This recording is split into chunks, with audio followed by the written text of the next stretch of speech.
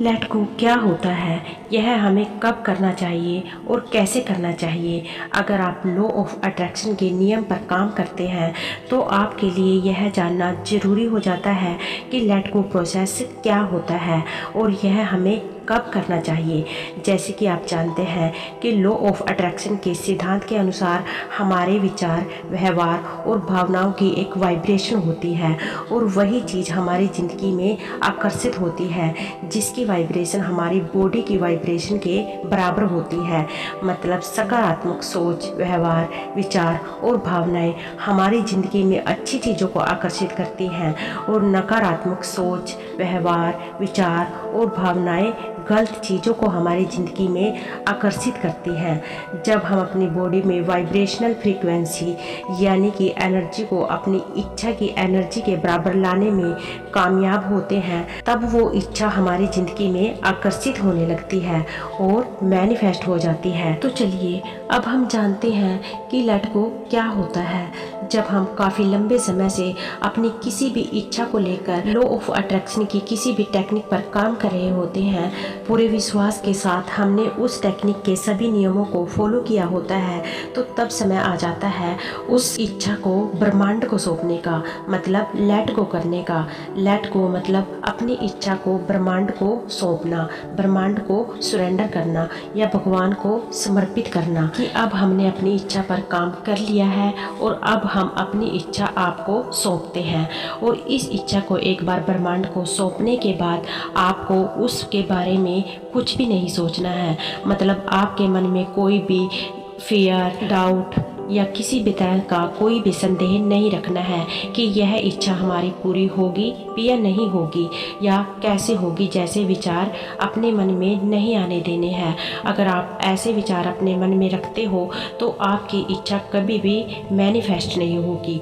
इसलिए आपको पूरे विश्वास के साथ इस टेक्निक पर काम करना है और टेक्निक के नियम के अनुसार काम करने के बाद आपको अपनी इस विश को ब्रह्मांड को सरेंडर कर देना है। इसी प्रोसेस को लेट गो कहते हैं, क्योंकि जब तक आप अपनी इच्छा को सरेंडर नहीं करेंगे या लेट गो नहीं करेंगे तब तक आपकी विश पूरी कैसे हो सकती है, जब तक आप अपनी इच्छा को ब्रह्मांड तक नहीं पहुंचाएंगे। इसलिए लेट गो करना बहुत ज़रूरी है। लेट गो करने के बाद ही आप रिसीविंग मोड में आ सकते हैं। ये स्टेप हर टेक्निक का सबसे इम्पोर्टेंट स्टेप होता है। आपको इस विचार को अपने दिमाग से निकाल देना है कि आपकी इच्छा कब पूरी होगी और कैसे पूरी होगी भी या नहीं।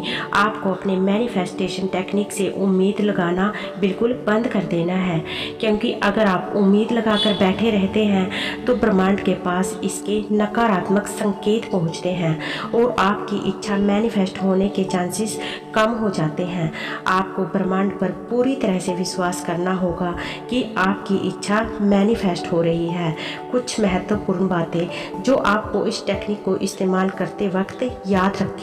कभी भी डर, चिंता, निराशा और नियंत्रण के साथ किसी भी इच्छा को मैनिफेस्ट ना करें। सकारात्मक भावनाओं के साथ मैनिफेस्ट करने से आपको अच्छे रिजल्ट मिलते हैं। अगर आप मन में डर, चिंता और तनाव रखते हैं तो आपकी कोई भी इच्छा मैनिफेस्ट नहीं हो सकती है।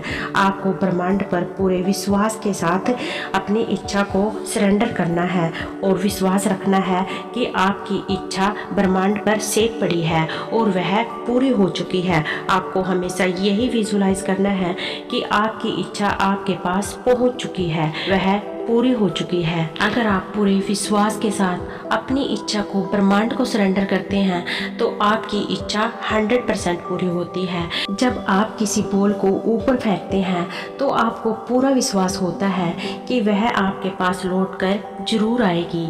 ऐसा ही विश्वास आपको बिल्कुल ब्रह्मांड पर रखना है कि आपने जो इच्छा ब्रह्मांड को भेजी है वह आपकी जरूर पूरी होगी। तो चलिए अब हम बात करते हैं उन 3 नियमों के बारे बारे में जो आपको इस टेक्निक को करते टाइम याद रखने हैं। इस टेक्निक को करते समय अगर आप इन 3 नियमों को फॉलो करते हैं तो आपकी विश 100% पूरी होगी। पहला नियम यह है कि जब आप किसी टेक्निक को काफ़ी लंबे समय से फॉलो कर रहे हैं, उसे करते हुए आपको 21 डेज़ हो गए हैं, 45 डेज़ हो गए हैं या 3 मंथ हो गए हैं, तो आपको उस टेक्निक को बंद कर देना है।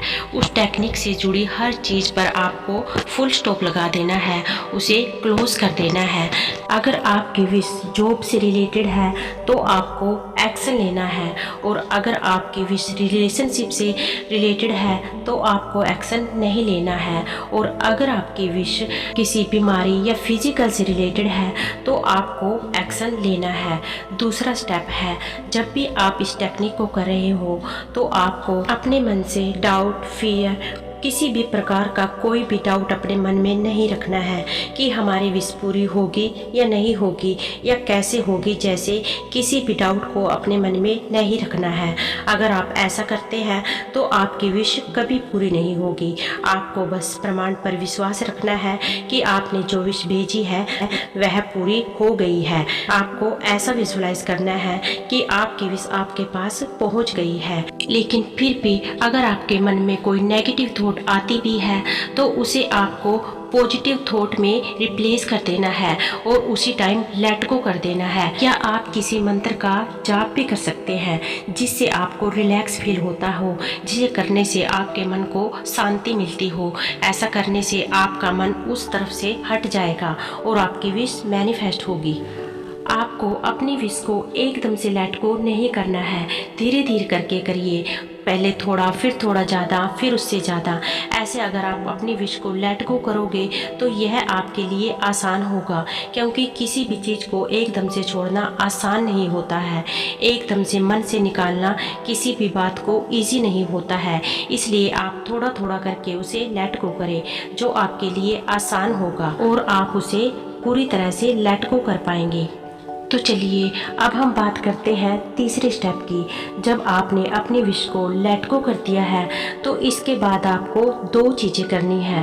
पहला है ग्रेटिट्यूड और दूसरा है सेल्फ लव। आपके पास जो भी चीज़ें हैं, भगवान ने आपको जो भी दिया है, उस हर चीज़ के लिए आपको ईश्वर का धन्यवाद करना है या ब्रह्मांड का धन्यवाद करना है। अगर आप पूरे विश्वास और मन के साथ ग्रेटिट्यूड जताते हैं, कृतज्ञता जताते हैं, तो आपकी विश 100% पूरी होती है। क्योंकि जितना आप अपनी ज़िंदगी में भगवान का धन्यवाद करेंगे, जो भी आपको मिला है, जो भी उस दाता ने आपको दिया है, उन सब चीज़ों के लिए आप जितना धन्यवाद करेंगे उतना ही आप ज़िंदगी में ज़्यादा हासिल करेंगे। दूसरा स्टेप है सेल्फ लव। हमेशा अपने बारे में पॉजिटिव सोचना है और अच्छा सोचना है। हमेशा अपने आप से प्यार करना है, खुश रहना है। जो काम करने से आपको खुशी मिलती है वही काम करें, बस खुद को खुश रखें। तो इस तरह से जब आप अपनी विश को लेट गो करते हैं तो आपकी विश जरूर पूरी होती है। आपने अपना काम कर दिया है, अब जो काम है वह ब्रह्मांड का काम है। उन पर विश्वास रखें कि वो आपकी विशेष को जरूर पूरी करेंगे। कैसे करेंगे, कब करेंगे, यह सोचना ब्रह्मांड का काम है। आपने अपना काम जो कर सकते थे वो कर दिया। जैसे कि भगवत गीता में भी कहा गया है कि कर्म करो, फल की इच्छा मत करो।